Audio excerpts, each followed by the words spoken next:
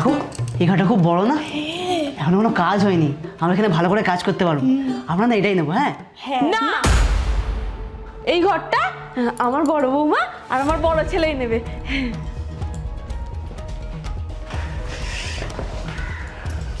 ঘরটা কি বড়!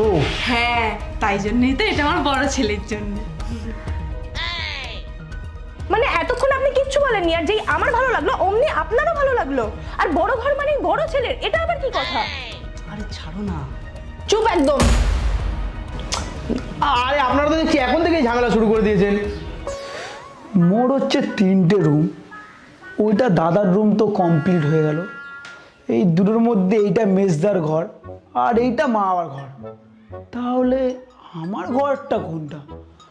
আরে ও প্রকাশ দা, আমার ঘর কই? ও তুমিও আছো না? তোমারটা মনে হয় ওই ব্যালকনিতে, আর না হলে এই যে স্টোররুমটা আছে এখানে তোমার একার জন্য জায়গা হয়েই যাবে। কি বলো? কি বললে তুমি? আরে সাবস্ক্রাইব করে দাও নেক্সট ভিডিওর জন্য।